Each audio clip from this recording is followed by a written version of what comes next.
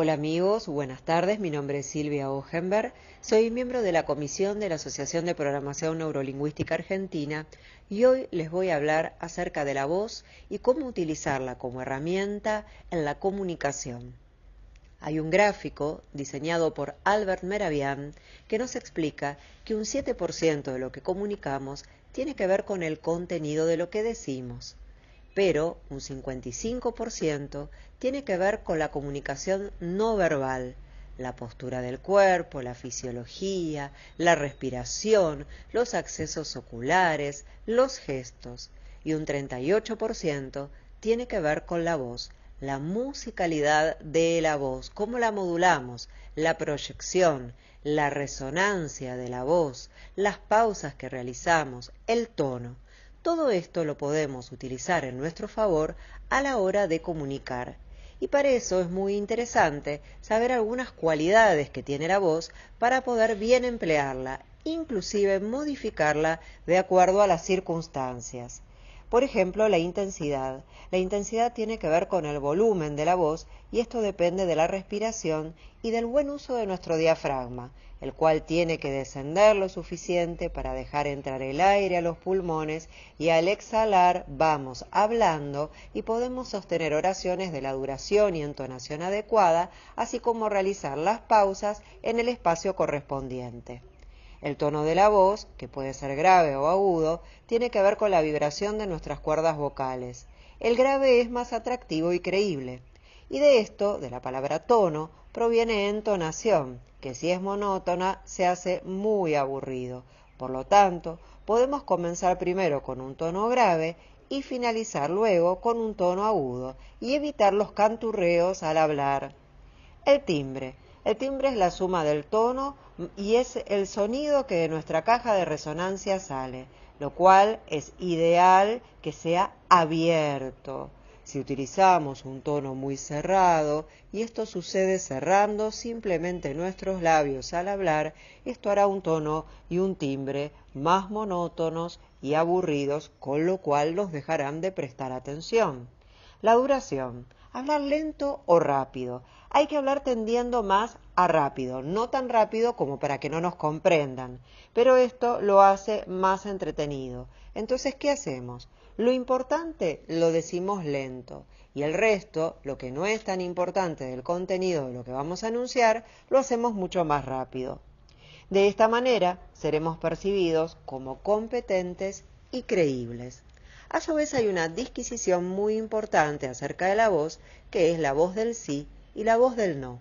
¿Qué quiere decir esto? Nosotros el sí lo decimos distinto que el no. ¿Cómo lo podemos calibrar en nuestro interlocutor y aún en nosotros mismos? Con una pregunta sencilla. Supongamos que hoy es un día de sol, entonces preguntamos, ¿hay sol hoy? Sí. ¿Y está nublado? No. Entonces vamos a ver que el sí siempre es un tono más alto y agudo, y el no es un tono más grave y bajo. Obviamente esto a veces no es tan claro en todas las personas, por eso lo tenemos que chequear, lo tenemos que calibrar e inclusive podemos preguntar pidiéndole que nos diga la respuesta contraria a la esperada. Por ejemplo, ¿hay sol hoy? No. Y vamos a ver un no de entonación sí, más aguda y alto.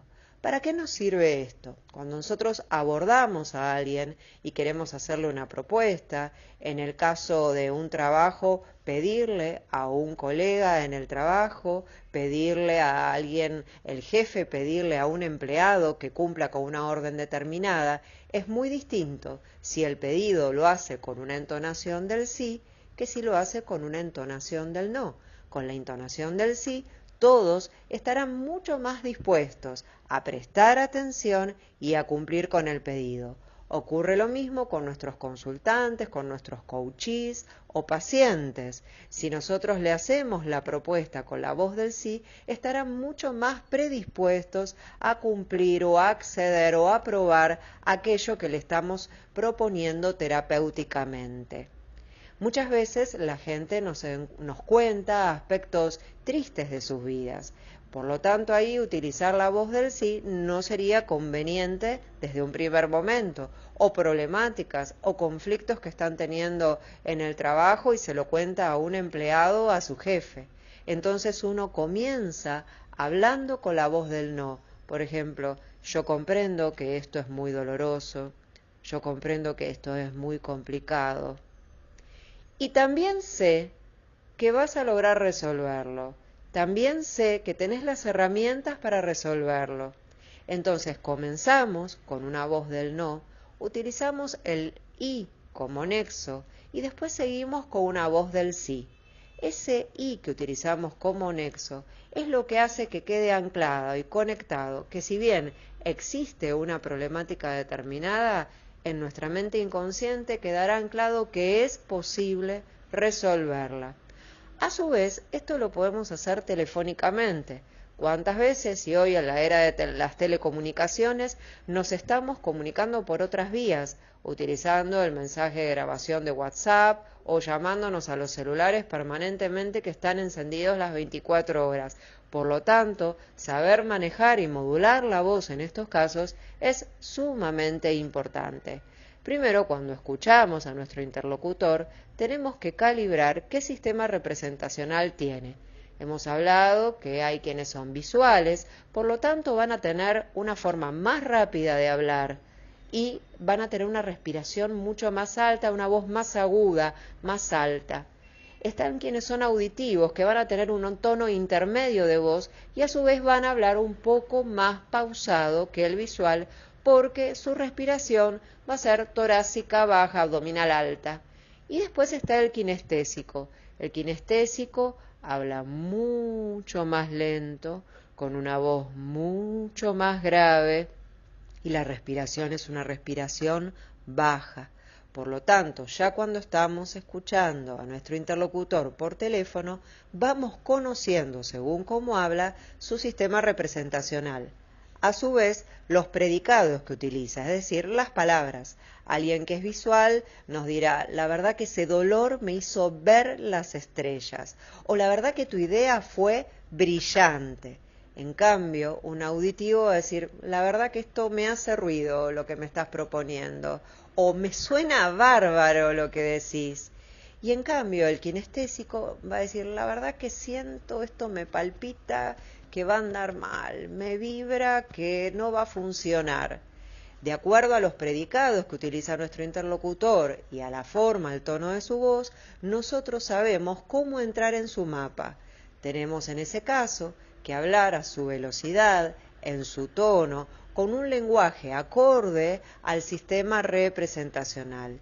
De esa manera haremos rapport telefónico, simplemente con nuestra voz, y podremos ayudar a nuestro interlocutor desde un lugar mucho más armónico, ser asertivos en una conversación laboral, en una conversación con un coachee y salir de situaciones de conflictos y llevar a un espacio positivo a nuestros interlocutores, que obviamente ese campo nos abarcará a todos a los que intervenimos en la conversación.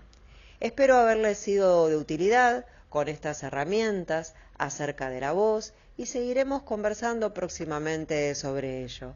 Un abrazo grande y cualquier cosa estamos a su disposición.